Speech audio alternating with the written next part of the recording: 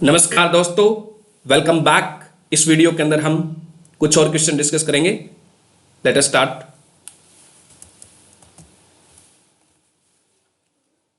पहला क्वेश्चन है वो हमारा रिलेटेड है medical termination of pregnancy act 2021। तो ये क्वेश्चन हम पहले भी डिस्कस कर चुके हैं। तो इसके रिगार्डिंग 3 स्टेटमेंट दिए गए हैं और आपको करेक्ट आंसर चूज करना है। तो पहला स्टेटमेंट कहता है कि medical termination of pregnancy act has increased the upper limit of gestation period to which a women can seek medical abortion to 24 weeks from 20 weeks. ये कहता है कि जो अबॉर्शन की जो लिमिट थी, टाइम लिमिट थी, वो 24 वीक कर दी गई है 20 वीक से।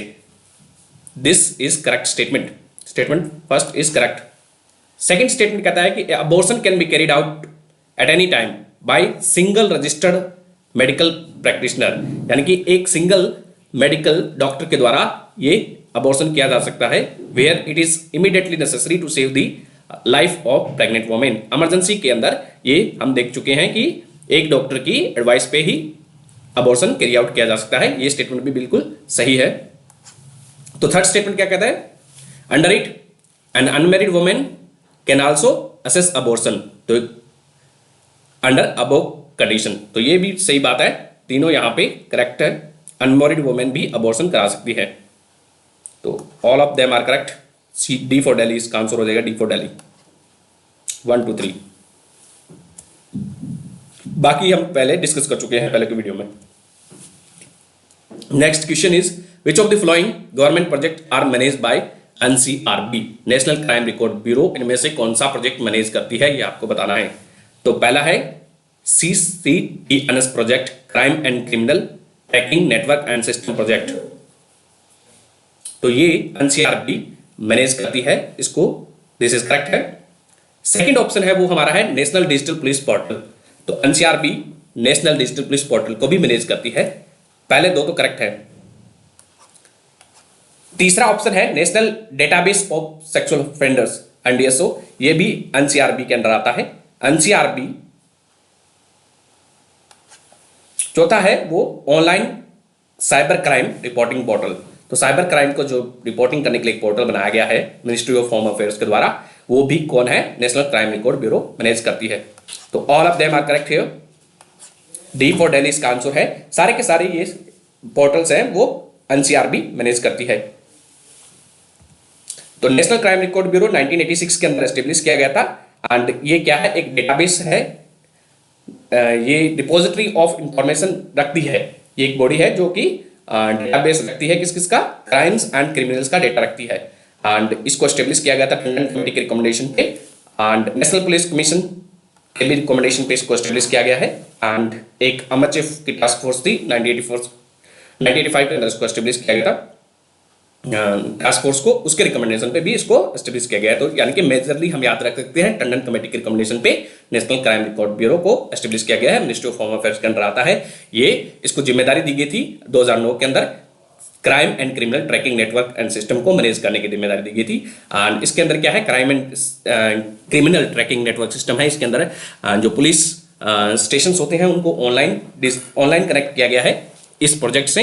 एंड जहां से वो कोई भी क्रिमिनल होता है, कोई भी उसको डेटाबेस के अंदर सर्च करके उसको इजीली आइडेंटिफाई किया जा सकता है एंड उसको प्रोसिक्यूट करने में भी हेल्प मिलती है। ठीक है।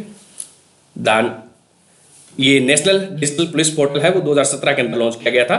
एंड इसके अंदर किसी भी क्रिमिनल या सस्पेक्ट जो भी होता है डेटाबेस का, उसको सर्च किया जाता है इस पोर्टल के थ्रू। CCTNS का जो डेटाबेस है उसके अंदर सर्च किया जाता है। National database of sexual offenders है वो भी इस एनसीआरबी मैनेज करती है, जो कि सारे स्टेट्स के पास इसका डेटा होता है। एनसीआरबी को ये भी डेटा दिया गया है इसका, ये हमने देख लिया है। नेक्स्ट क्वेश्चन इज रिगार्डिंग एक रिपोर्ट दी हुई है, वो बताना है आपको किसके द्वारा दी गई है। Proposal for digital banks in India licensing and regulatory regime में ये रिपोर्ट है वो नीति आयोग के द्वारा रिलीज की गई है। बिफोर बॉम्बे RBI के द्वारा नहीं है, नीति आयोग के द्वारा है। तो ए प्रपोजल फॉर डिजिटल बैंक इस रिपोर्ट है बिफोर बॉम्बे, इसका आंसर हो जाएगा नीति आयोग के द्वारा। ठीक है, नीति बाबा के द्वारा। तो इसमें एक इंडेक्स भी दिया गया है, डिजिटल बैंक रेगुलेटरी इंडेक्स है, जिसके 4 फैक्टर्स है। एंट्री बैरियर को बताते हैं। एंट्री बैरियर कंसिडरेशन करती है competition, business restriction and technological neutrality. तो ये 4 फैक्टर्स याद रखने हैं, इसके पार्ट है डिजिटल बैंकिंग रेगुलेटरी इंडेक्स के 4 पिलर कौन कौन से हो जाएंगे, entry barrier, competition, business restriction and technological neutrality. तो अब next question is regarding Sabarmati river है, उसके बारे में बताना है कि राइट बैंक ट्रिब्यूटरीज कौन सी है।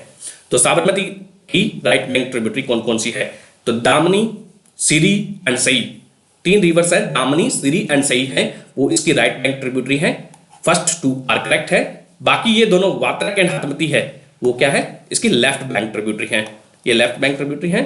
और दामिनी, सिरी एंड सई इसकी राइट बैंक ट्रिब्यूटरी है साबरमती रिवर की। साबरमती रिवर है, इसका आंसर क्या हो जाएगा 1 into A फॉर आगरा, इसका आंसर है 1 into। एंड साबरमती रिवर के किनारे अहमदाबाद सिटी लोकेटेड है। ओरिजिन कहां से होता है साबरमती रिवर का, अरावली की पहाड़ियों से निकलती है, गल्फ ऑफ खंबात में जाकर मिल जाती है। तो Sabarmati is a seasonal river है and originated from Aravalli hills. And ये कहाँ मिलती है, गल्फ ऑफ खंबात में गिर जाती है, अरेबियन सी में। एंड उदयपुर डिस्ट्रिक्ट से अरावली से पास होती है एंड अहमदाबाद इसके किनारे लोकेटेड है। इसकी जो लेंथ है लगभग 370 किलोमीटर है, 370 आर्टिकल से हम याद रख सकते हैं साबरमती के करीब, ठीक है। एंड साइज ये देख सकते हो आप, साई, सिरी एंड दामनी है, ये इसकी 3 left bank right bank tributary है, ये राइट बैंक ट्रिब्यूटरी है, राइट। दो साई, सिरी एंड दामनी, ठीक है, दामनी राइट थी, दामनी मूवी याद करो आप, तो दामिनी हमेशा राइट थी, ठीक है। तो साई, सिरी एंड दामनी, ठीक है। Then Wakal, Harnav, Hathmati and Khari and Watrak इसकी लेफ्ट बैंक ट्रिब्यूटरी है, ये आप नोट कर सकते हो, याद कर सकते हो, ठीक है। इस पे जो प्रोजेक्ट लोकेटेड है साबरमती पे, दारोई भी है, गुहाई है, मेसवो रिजर्वोयर है, माजम डैम है, कल्प सागर प्रोजेक्ट है, वो भी गल्फ ऑफ खंबात में साबरमती रिवर पे बनाया जा रहा है। देन ये आप देख सकते हो, पिक्चर दिखाई गई है साबरमती की। दान ये साबरमती रिवर है, यहां से निकलते गुजरात में गल्फ ऑफ खंबात में गिर रही है, यहां से साबरमती रिवर, ठीक है। ये साबरमती रिवर फ्रंट का डेवलपमेंट का काम किया गया था, ये न्यूज में रहा था इसलिए, ठीक है। नेक्स्ट क्वेश्चन इज रिगार्डिंग, आपको माउंटेन पास दिए हुए हैं, उसको नॉर्थ टू साउथ अरेंज करना है, तो अरेंज कीजिए आप लोग। नॉर्थ टू साउथ डायरेक्शन में माउंटेन पासेस को अरेंज करना है। खारदुंग ला है वो लद्दाख के अंदर पास है, खारदुंग ला कहाँ पे है, लद्दाख में है, ये लद्दाख में लोकेटेड है, नियर लेह के पास में है, लद्दाख में है। सिपकिला हिमाचल में है, सिपकिला हिमाचल में है। एंड बोमडीला है वो अरुणाचल में है, अरुणाचल प्रदेश में है। तो बोमडीला है अरुणाचल प्रदेश को भूटान से कनेक्ट करता है, बोमडीला अरुणाचल प्रदेश को अरुणाचल प्रदेश को भूटान से कनेक्ट करता है, भूटान। तो इसको हम अरेंज करेंगे तो सबसे नॉर्थ में लद्दाख हो जाएगा, first Khardungla C for Calcutta हो जाएगा सबसे नॉर्थ में। आंसर फर्स्ट से एक ऑप्शन से ही हम ऐसे एलिमिनेट कर सकते हैं, सबसे नॉर्थ में हमें पता हो खारदुंगला है, तो इसे एलिमिनेट करने में आसानी रहेगी। सी फॉर कलकत्ता इसका आंसर है, C for Calcutta. Then Khardungla है वो नियर लेह के पास में लोकेटेड है, ये वर्ल्ड हाईएस्ट मोटरेबल रोड पास है, वर्ल्ड का हाईएस्ट मोटरेबल रोड पास कौन सा है, खारदुंगला है, ठीक है। एंड बारचाला है वो है, बारचाला हिमाचल प्रदेश के अंदर है। एंड सिपकिला है वो भी हिमाचल प्रदेश, दोनों के अंदर, इसके अंदर है, हिमाचल प्रदेश में है। एंड बोमडीला है वो अरुणाचल प्रदेश के अंदर है, ग्रेटर हिमालय के अंदर, ग्रेटर हिमालय रेंज है उसमें पाया जाता है, ठीक है। एंड तो ये हमारे कुछ पासेस दिखाए गए हैं, ये 13 नंबर पास यहाँ पे हम देखेंगे, इधर नॉर्थ ईस्ट में 13 नंबर, इधर 13, ये बोमडीला है। देन 1 वाला है ये बुर्ज हिल पास है, बाकी आप इस मैप से देख सकते हो। 17 नंबर देखो तो साउथ वाला सबसे सेंकोटा है वेस्टर्न इंडिया में। एंड 16 नंबर वाला है वो पालघाट है। 14 नंबर वाला टी भी होता है इसमें, T Thalghat and Borghat, 14 is Thalghat, 15 is Borghat. तो बाकी आप आराम से देख सकते हो इसको। The next question is regarding national flag of India के रिगार्डिंग कुछ स्टेटमेंट दिए हुए हैं, आपको बताना है कौन सा करेक्ट है। तो पहला स्टेटमेंट इसमें कहता है कि national flag of India was adopted in its present form during India independence from the British on 15 अगस्त 1947। 15 अगस्त 1947 को नेशनल फ्लैग को अडॉप्ट किया गया था। ये बिल्कुल रॉन्ग है, बिल्कुल गलत बात है, क्योंकि national flag of India was adopted on 22 जुलाई 1947 को अडॉप्ट किया गया था, 22 जुलाई 1947। 22 जुलाई 1947 को हमारा नेशनल फ्लैग अडॉप्ट किया गया था, कॉन्स्टिट्यूएंट असेंबली के द्वारा अडॉप्ट किया गया था, पार्लियामेंट के द्वारा नहीं, कॉन्स्टिट्यूएंट असेंबली के द्वारा अडॉप्ट किया गया था। ठीक है, सेकंड स्टेटमेंट कहता है चरखा ऑन द व्हील बैंड, यानी कि जो नेशनल फ्लैग के अंदर जो चक्कर है, चरखा नहीं है, चरखा पहले हुआ करता था एंड उसको चक्कर से रिप्लेस कर दिया गया है। सारनाथ का जो अशोक पिलर है वहां से वो लिया गया है चक्कर। तो वो क्या रिप्रेजेंट करता है? द चक्कर कौन से बैंड पे है? व्हाइट बैंड पे है। पहली बात तो ये चक्कर व्हाइट बैंड पे है। द चक्कर on white band of the flag it depict the wheel of law, बताता है in the Sarnath lion capital made by 3rd century emperor Ashoka. तो दिस इज करेक्ट है, ये व्हील ऑफ लॉ है, इसके अंदर जो चक्कर बना हुआ है वो सेकंड स्टेटमेंट इज करेक्ट। तो इसका आंसर बी फॉर बॉम्बे हो जाएगा, 2 only correct, B for Bombay. धन तो कॉन्स्टिट्यूएंट असेंबली के द्वारा 22 अगस्त 1947 को इसको अडॉप्ट किया गया था। ये जो डोमिनियन ऑफ इंडियन था, डोमिनियन ऑफ इंडियन 15 अगस्त 1947 से लेके इंडिया वाज 15 अगस्त 1947 से लेके 26 जनवरी 1950 तक इंडिया का था, डोमिनियन ऑफ इंडिया था।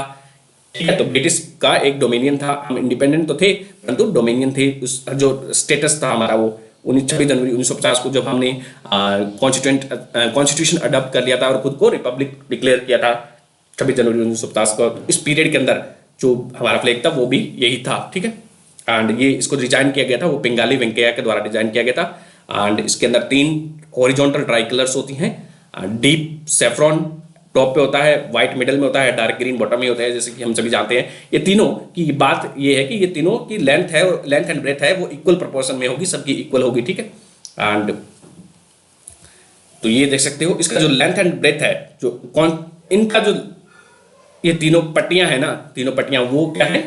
इक्वल डायमेंशन की है। एंड ये जो लेंथ एंड ब्रेथ का जो रेशियो है वो 3:2 है, इनका नेशनल फ्लैग का 3:2 है।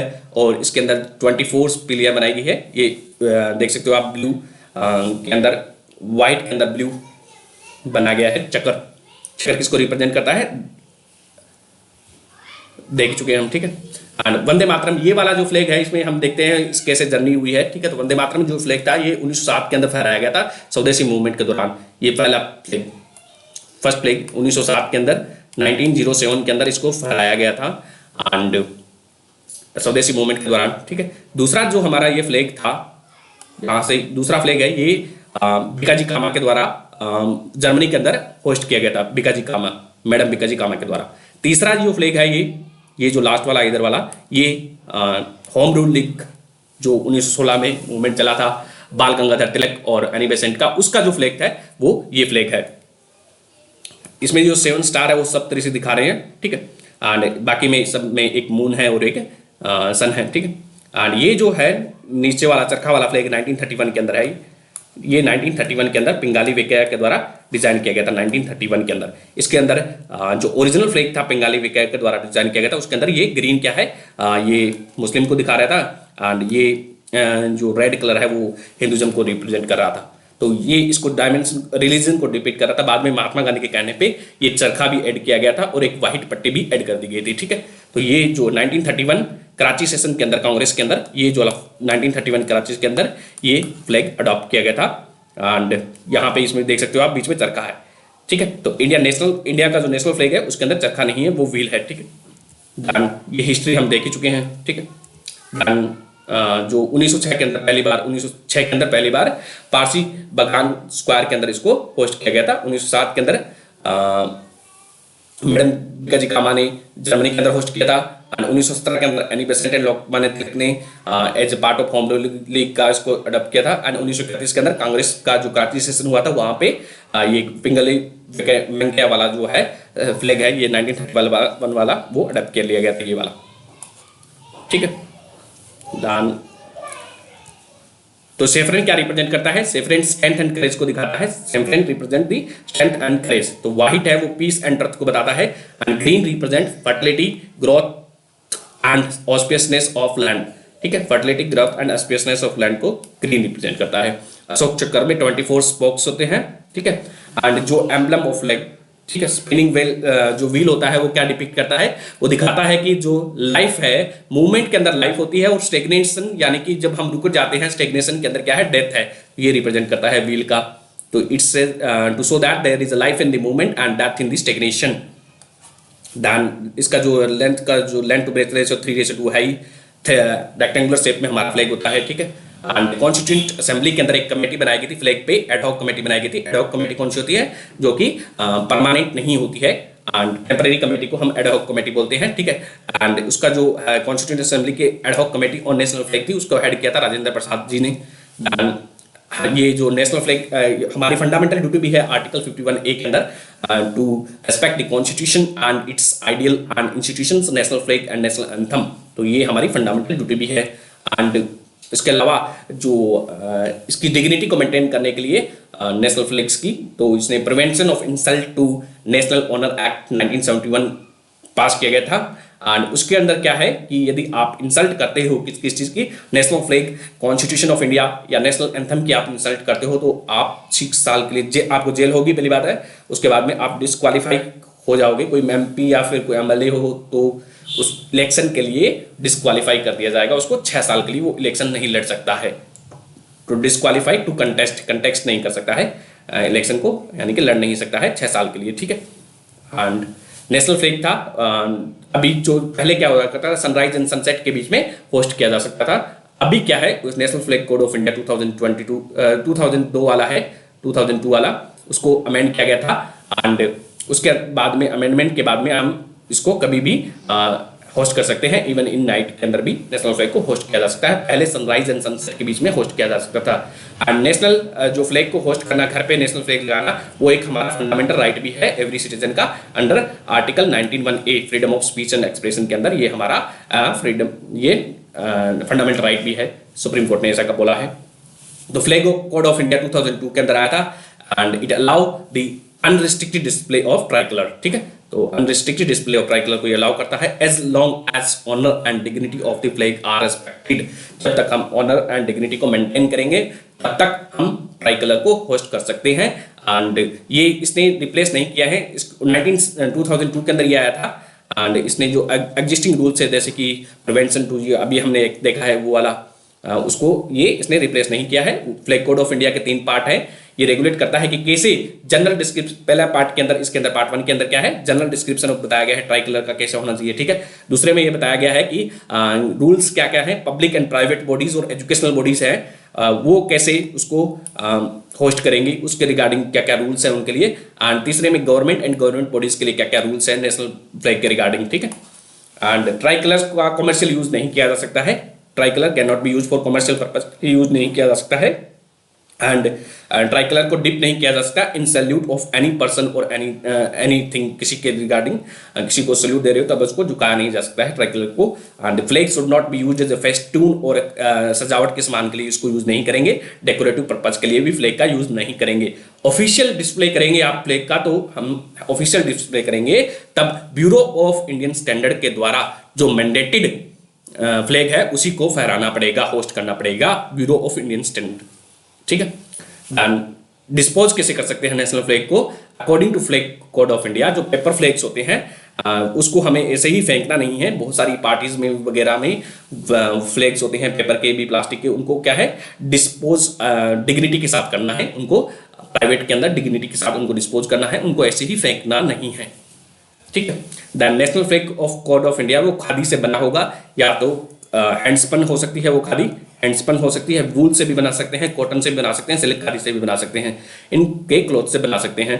जो बॉडी है वो जिसको एक्रीडिटेड है जो मैन्युफैक्चर करने के लिए, कौन है वो, कर्नाटका में khadi Gramodyog Samyukt Sangh is only unit in India that is accredited to supply and manufacture flag across the India. तो खादी ग्रामोद्योग संयुक्त संघ है, संयुक्त संघ, खादी ग्रामोद्योग संयुक्त संघ है कर्नाटक के अंदर, वो ही इसको मैन्युफैक्चर करती है इंडिया के अंदर, ठीक है। एंड इसका जो लाइसेंस, इसका जो पेटेंट है वो किसके पास है अभी, मान लेते हैं पेटेंट भी कह सकते हैं हम इसको, इसी को गवर्नमेंट ने दिया है। तो khadi development and village KVIC है, khadi development and village industry commission है, उसको दिया गया है राइट मैन्युफैक्चर करने का। तो गवर्नमेंट ने हर घर तिरंगा कैंपेन लॉन्च किया था एज ए पार्ट ऑफ आज़ादी का अमृत महोत्सव। आज़ादी का अमृत काल चल रहा है अभी 75 से लेके, इंडिपेंडेंस से 75 से लेके 100 साल तक का है हमारा अमृत काल चल रहा है। उसी को सेलिब्रेट करने के लिए हर घर तिरंगा कैंपेन लॉन्च किया गया था, जिसका मेन एम क्या है, जो लोगों के घर तक लेके जाना है नेशनल फ्लैग को, to invoke the feeling of patriotism, हर एक बंदे के अंदर पैट्रियटिज्म की फीलिंग को इन्वोक करना है, मेन एम वही था इसका। ठीक है, नेक्स्ट क्वेश्चन इज, बड़ा सा स्टेटमेंट दिया हुआ है एंड उसके रिगार्डिंग बताना है कि कौन सी पर्सनैलिटी है। तो पढ़िए आप लोग इसको। He was arrested by the British on the charges of sedition in 1908। Sedition के चार्ज पे इनको अरेस्ट किया गया था 1908 के अंदर, and he was sentenced to 6 years of imprisonment in Mandalay Burma. ठीक है, तो 6 साल की इनको जेल भी भेजी गई थी, सेडिशन के चार्ज पे 6 साल की इनको जेल हुई थी। He has launched 2 weeklies that Kesari and Mahratta. ठीक है, केसरी एंड महारत्ता जो 2 न्यूज़पेपर लॉन्च किए थे इन्होंने, एंड केसरी मराठी में था, महारत्ता इंग्लिश में था, which criticized the British policy of the time। ठीक है, in 1916 he concluded the Lucknow Pact with Mohammad Ali Jinnah. तो मोहम्मद अली जिन्ना के साथ इन्होंने लखनऊ पैक्ट साइन किया था 1916 के अंदर, which provided for Hindu Muslim unity in the national struggle। तो Mahatma Gandhi has called this person the maker of modern India। तो ये आपको बताना है कौन सा पर्सन था। तो ये आपको इजी सा क्वेश्चन है। तो ये थे हमारे बाल गंगाधर तिलक साहब। बाल गंगाधर तिलक को महात्मा गांधी ने maker of constitution India, maker of modern India बोला है। बाल गंगाधर तिलक को महात्मा गांधी ने मेकर ऑफ मॉडर्न इंडिया बोला है। एंड केसरी एंड महाराता इनके 2 न्यूज़पेपर्स थे, केसरी मराठी में था, आगे देखते हैं। ठीक है, तो इन्होंने ये भी बोला था Swaraj is my birth right and I shall have it. तो केसरी आप देख सकते हो कि ये न्यूज़पेपर था बाई वीकली, सॉरी, केसरी था वो मराठी के अंदर था। एंड इन्होंने 2 फेस्टिवल है, गणेश उत्सव एंड शिव जयंती का आरंभ इन्होंने किया था, लार्ज स्केल पे बनाना, सेलिब्रेट करना, गणेश उत्सव एंड शिव जयंती। तो इसके बाद इनके बारे में और देखते हैं। तो इनका जन्म हुआ था रत्नागिरी महाराष्ट्र में 1856 के अंदर इनका जन्म हुआ था। एंड इनको लोकमान्य का टाइटल दिया गया था। लोकमान्य का मतलब क्या होता है, लोगों को मानने। तो लोकमान्य यानी कि लोग को मानने, accepted by the people, their leader. Mahatma Gandhi ने इनको मेकर ऑफ मॉडर्न इंडिया बोला है। लाल बाल पाल के ये ट्रायो में शामिल थे। दैन प्रॉपरली स्वदेशी मूवमेंट में इन्होंने बढ़ चढ़कर भाग लिया था। एंड सेडिशन के चार्ज पे 1908 में इनको अरेस्ट कर लिया गया था, हमने भी देखा है। ठीक है, एंड होम रूल लीग में इन्होंने अपनी होम रूल लीग बनाई थी एनी बेसेंट से अलग। एंड लखनऊ पैक्ट इन्होंने साइन किया था मोहम्मद अली जिन्ना के साथ 1916 में। हिंदू मुस्लिम यूनिटी को बढ़ावा देना इसका एम था। दैन इन्होंने 2 फेस्टिवल ऑर्गेनाइज किए थे, सेलिब्रेट किए थे। गणेश उत्सव इन 1893, शिव जयंती इन 1895। बाकी इनकी 2 वीकलीज थी, केसरी एंड महारत्ता हम देख चुके हैं। एंड इन्होंने द ओरियन या फिर research into the antiquity of Vedas 1893 के अंदर ये बुक पब्लिश की थी। The research into the antiquity of Vedas, the Orion and the Arctic home of Vedas 1903 के अंदर ये बुक पब्लिश की थी, the Arctic home of Vedas 1903 के अंदर। एंड मांडले जैन के अंदर इन्होंने गीता रहस्य या फिर श्रीमद् भगवत गीता रहस्य नाम की इन्होंने बुक लिखी थी। तो श्रीमद् भगवत गीता रहस्य, सीक्रेट ऑफ भगवत गीता। ठीक है, ये इन्होंने लिखी थी। ठीक, next question is regarding India has ratified which of the following treaties और प्रोटोकॉल्स। ठीक है, अंटार्कटिक ट्रीटी इंडिया ने रेटिफाई कर रखी है या नहीं? अंटार्कटिक ट्रीटी इंडिया ने रेटिफाई कर रखी है। अंटार्कटिक ट्रीटी 1959 के अंदर साइन की गई थी, 1959। एंड 2 साल बाद इसके ये फोर्स में आती है 1961 के अंदर। इंडिया ने इसको साइन कर रखा है अंटार्कटिक ट्रीटी को। एंड इसी के अंदर एक कन्वेंशन है, convention on conservation of Antarctic marine living resources. तो अंटार्कटिक के रिसोर्सेज को कंजर्व करने के लिए ये कन्वेंशन लाया गया था 1985 के अंदर। इंडिया ने साइन किया था इसको, 1980 के अंदर ये कन्वेंशन आता है। इंडिया ने 1985 के अंदर इसको साइन किया है, सेकंड को। देन मैड्रिड प्रोटोकॉल है, ये 91 के अंदर आती है शायद। देन ये इसी से रिलेटेड है एंड ये इन्वायरमेंट प्रोटेक्शन के लिए है वहां से। तो इंडिया ने तीनों को साइन कर रखा है, Antarctic treaty and convention on conservation of Antarctic marine living resources and Madrid protocol, इन तीनों को इंडिया ने साइन कर रखा है। तो डी फॉर दिल्ली इसका आंसर है। तो अंटार्कटिक ट्रीटी इंडिया ने साइन की थी 1983 के अंदर। Convention on conservation of Antarctic marine living resources है वो साइन किया गया था 1980 के अंदर आया था। इंडिया ने 1985 के अंदर साइन किया था। एंड जो मैड्रिड प्रोटोकॉल है उसका दूसरा नाम क्या है? मैड्रिड प्रोटोकॉल का दूसरा नाम ये है the protocol on environmental protection, the protocol on environment protection to the Antarctic treaty, the protocol on environment protection to the Antarctic treaty. ठीक है, एंड इंडिया ने रेटिफाई कर ली थी 1998 के अंदर। तो अंटार्कटिक ट्रीटी को लगभग 60 साल से ज्यादा हो गए हैं। ठीक है, इसीलिए ये न्यूज में था टोटल नंबर ऑफ कंट्रीज जिन्होंने अंटार्कटिक ट्रीटी साइन की है 54 है। एंड तो अंटार्कटिक में कोई गवर्नमेंट नहीं है, एंड वहाँ पे ये ट्रीटी फोर्स में आ गई है, ठीक है। एंड इस ट्रीटी के क्या क्या जो है एम क्या क्या है, तो पहला है वो मेन पॉइंट्स देखो तो इसको जो है अंटार्कटिका का मिलिट्री पर्पज के लिए यूज नहीं करना है, ये एक पीसफुल कॉन्टिनेंट है क्योंकि वहाँ पे आईसी है, तो यहाँ पे इसका नो मिलिट्री यूज, एंड इसका जो फ्रीडम एंड साइंटिफिक इन्वेस्टिगेशन के लिए हम यूज कर सकते हैं, and free exchange of scientific plans के लिए यूज कर सकते हैं।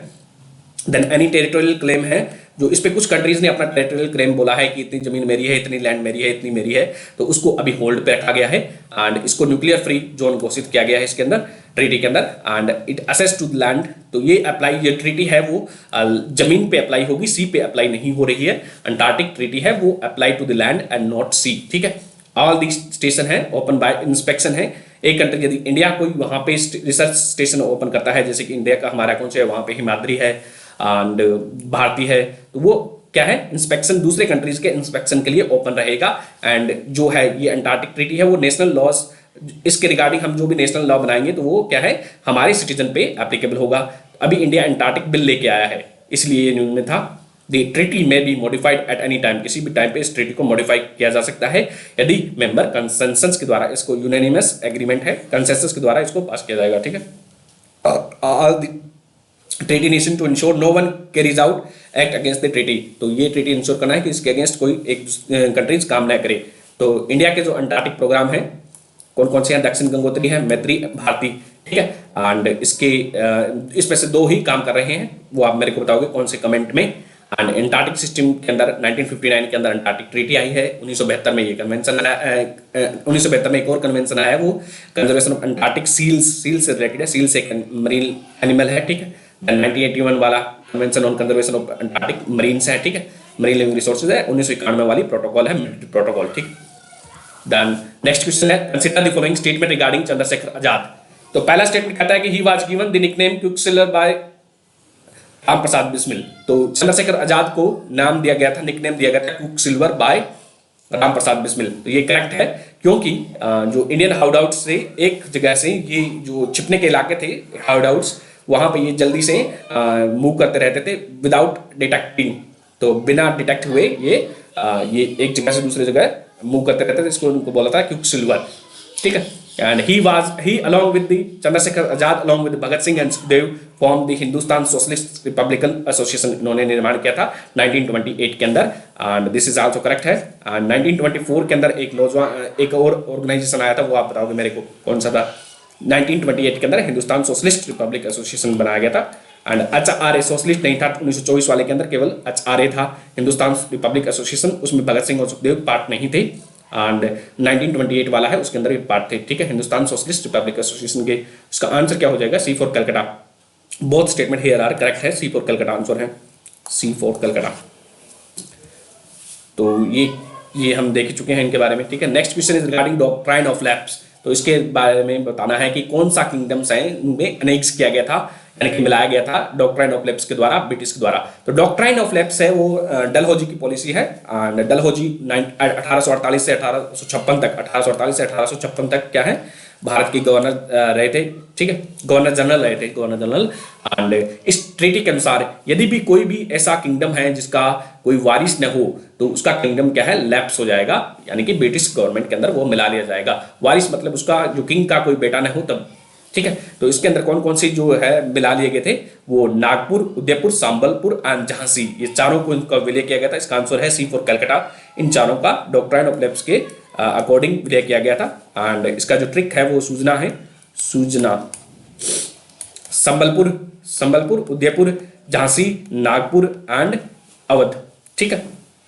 इसके रिगार्डिंग और देखते हैं। डॉक्ट्राइन ऑफ लैप्स के अनुसार सतारा को 1848 के अंदर नेक्स्ट किया गया था। 1848 के अंदर सतारा को, जयपुर को 1849 के अंदर, संबलपुर को 1849, जयपुर एंड संबलपुर को 1849 के अंदर किया गया था। उदयपुर एंड बाहट को 1850 के अंदर किया गया था, उदयपुर को 1852 के अंदर, झांसी को 1853 के अंदर, नागपुर को 1854 के अंदर। तो ये याद रखना है, ये पूछा गया है एक बार। एंड जो करौली का जो लैप्स करौली को नेक्स्ट किया गया था उसको रिस्टोर कर दिया गया था कोर्ट ऑफ डायरेक्टर के द्वारा। तो करौली ये भी याद रखना है कि कौन सा इसको रिस्टोर कर दिया गया था करौली को। तो annexation by lapse of Karauli was disallowed, तो ये अलाउ नहीं किया गया था by the court of director के द्वारा, तो करौली का, ठीक है। नेक्स्ट डलहौजी के बारे में और बातें देखते हैं। तो डलहौजी ने जो ब्रिटिश बंगाल आर्टरी थी उसको कोलकाता से मेरठ लेके गए, देन शिमला को उन्होंने परमानेंट हेडक्वार्टर बनाया था आर्मी का। एंड डलहौजी क्या था, ये डलहौजी यंगेस्ट गवर्नर जनरल था, 36 साल की उम्र में गवर्नर जनरल बना था, youngest governor general. And Gurkha regiment का निर्माण इन्होंने किया था, फॉर्मेशन ऑफ गूर्खा रेजिमेंट, ठीक है। देन इनका फादर भी कहा जाता है, इंडिया के अंदर ये लेके आए थे Dalhousie, father of Indian telegraph पहली बार ये लेके आए थे। इंडियन रेलवेज 1853 के अंदर मुंबई से थाने के बीच में इन्होंने चलाई थी। इंडियन पोस्टल सिस्टम इन्होंने आरंभ किया था। इंडियन इंजीनियरिंग सर्विस यानी कि PWD का डिपार्टमेंट का गठन इन्होंने किया था। मेकर ऑफ मॉडर्न इंडिया, बहुत सारी चीजें इन्होंने बनाई थी, इसलिए उनको मेकर ऑफ मॉडर्न इंडिया भी कहा जाता है, ठीक है। And he policy of annexation की पॉलिसी पर उनकी थी। बर्मा को इन्होंने एनेक्स किया था सेकंड बर्मीज वार के बाद में, अवध को अनेक्स किया था, ठीक है। डॉक्ट्राइन ऑफ लेफ्ट के सेकंड एंग्लो सिख वार के बाद, after death of Ranjit Singh की डेथ के बाद में पंजाब का अनेक्स किया गया था सेकंड एंग्लो सिख वार के बाद में। टेलीग्राफ आया था कब इंडिया के अंदर, 1852 के अंदर टेलीग्राफ आया था। 4000 माइल्स की जो लाइन बिछाई गई थी कलकत्ता, पेशावर, बॉम्बे एंड मद्रास के बीच में, कलकत्ता, पेशावर, बॉम्बे एंड मद्रास के बीच में 4000 माइल्स की ये टेलीग्राफ लाइन बिछाई गई थी। किसके अंडर में, under the superintendence of O'Shaughnessy के सुपरिटेंडेंस में 4000 माइल की यहाँ पे कलकत्ता, पेशावर, बॉम्बे एंड मद्रास को कलेक्ट करते हुए ये टेलीग्राफ लाइन बिछाई गई थी, ठीक है। रेलवेज के लिए इन्होंने 1853 में बॉम्बे से थाना के अंदर पहली रेलवे चली थी। सेकंड जो थी कलकत्ता से रानीगंज कोलफील्ड के अंदर 1854 के अंदर चली थी, Kolkata to Raniganj coalfield 1854। And third जो रेलवे थी वो मद्रास टू अराकोंडम इन 1856 के अंदर चली थी इंडिया के अंदर। एंड ये गारंटी सिस्टम लेके आए थे, यानी कि जो भी इन्वेस्टमेंट कर रहा हो रेलवे के अंदर, जो भी इन्वेस्टमेंट होगा उसको गारंटी दे रहे थे, 5% रिटर्न मिलेगा। जितना भी आप इन्वेस्टमेंट करें तो उस पर 5% की मिनिमम गारंटी इन्होंने दी थी, ठीक है। मिनिमम इंटरेस्ट रेट 5% की गारंटी, तो गारंटी सिस्टम डलहौजी लेके आया था, ठीक है। एंड पोस्टल सिस्टम, तो मॉडर्न पोस्टल सिस्टम का भी इन्होंने आरंभ किया था 1854 के अंदर। तो पब्लिक वर्क डिपार्टमेंट का इन्होंने आरंभ किया था। एंड गंगा कनाल है वो डलहौजी के टाइम पे कंप्लीट हुई थी। देन विडो रीमैरिज एक्ट 1856 के अंदर पास किया गया था। एंड ये किसके एफर्ट से पास किया गया था, with the effort of Ishwar Chandra Vidyasagar या फिर दयासागर ईश्वर चंद्र विद्यासागर, ठीक है। एंड तो BMC इनको जो रिकमेंडेड किया था BMC के अंदर वो यूनिवर्सिटी बनाने के लिए बंगाल, मद्रास एंड कलकत्ता के अंदर 1853 के अंदर क्या है, जो competitive examination service for Indian civil service begins, ठीक है। एंड जो मोस्ट इंपॉर्टेंट है चार्ल्स वुड इसके टाइम पे आया था, चार्ल्स वुड, ठीक है। तो चार्ल्स वुड का जो क्या था, Magna carta of Indian education system, British education system जिसको बोला जाता है, चार्ल्स वुड रिफॉर्म्स आए थे 1854 के अंदर। ये सब हम देख चुके हैं, इसका आंसर C फॉर कलकत्ता था। Next question is regarding the Jammu Kashmir public safety act. ये जम्मू एंड कश्मीर का जो पब्लिक सेफ्टी एक्ट है उसके रिगार्डिंग है। एंड तो पहला स्टेटमेंट कहता है कि this act allows detention for 2 years without trial, यानी कि बिना ट्रायल के आप Jammu Kashmir public safety act के अंदर आपको अरेस्ट किया जा सकता है, डिटेंशन किया जा सकता है बिना ट्रायल के 2 साल तक। तो दिस इज करेक्ट है। And it has separate provision for minor and major offence के लिए कोई भी सेपरेट प्रोविजन इसके अंदर नहीं है।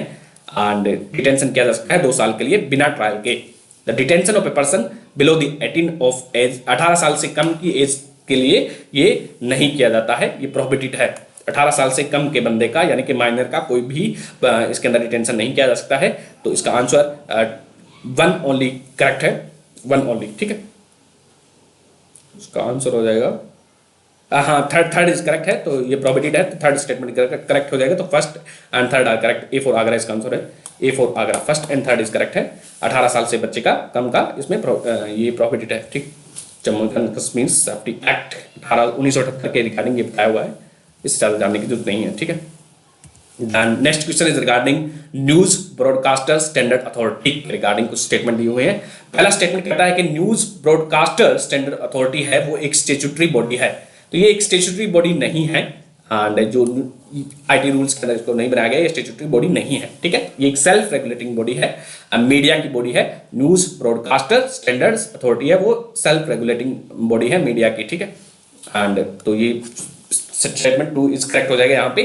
थर्ड स्टेटमेंट कह रहा है it is empower to warn, censure, express disapproval and find the broadcaster, यानी कि जो ब्रॉडकास्ट करता है, जो चैनल करता है ब्रॉडकास्ट टीवी पे, उनको ये वार्न कर सकती है, सेंसर कर सकती है, एक्सप्रेस कर सकती है, डिस्प्रेस कर सकती है। इसका एक मॉडल कोड है, उसको यदि वायलेट करेंगे तो उसमें ये एक्शन लिया जा सकते हैं, वार्न कर सकती है, सेंसर कर सकती है, एक्सप्रेस कर सकती है। एंड ये सेल्फ रेगुलेटिंग बॉडी है, तो दिस इज करेक्ट है। और इसमें 1 लाख रुपए का ये फाइन भी लगा सकती है ये बॉडी। इसका आंसर हो जाएगा 2 and 3, सी फॉर कैलकाटा इसका आंसर है, C for Calcutta, 2 and 3 is correct. तो ये बॉडी है वो 1 लाख रुपए का फाइन भी लगा सकती है। इसके अलावा जो रेगुलेट करने के लिए वो बॉडी है वो ब्रॉडकास्टर एडिटर एसोसिएशन भी है and advertising standard council of India भी है, ठीक है। Next question is regarding 5G है, इसके रिगार्डिंग कंसिडर करना है। तो फर्स्ट स्टेटमेंट कहता है कि 5G has high latency when compare to 4G that will support new application such as AI and Internet of Things। 5G में क्या है, 5G is 5th generation of internet wireless cellular mobile communication की जो है 5th generation है। And इसके अंदर जो 5G के अंदर जो लेटेंसी है वो कम होती है 4G से। लेटेंसी यानी कि टाइम पीरियड होता है, जो गैप होता है बिटवीन जो demanded signal and actually received signal के बीच में जो टाइम है, एंड तो इसका जो लेटेंसी है 5G की वो कम होती है 4G से। तो ये स्टेटमेंट 1 गलत हो जाएगा। सेकेंड स्टेटमेंट कहता है कि mobile phone user can ensure A faster connection with more bandwidth after choosing a 4G network. तो इसके अंदर ज्यादा बैंडविड्थ दी गई है 5G के अंदर, दिस इज करेक्ट है।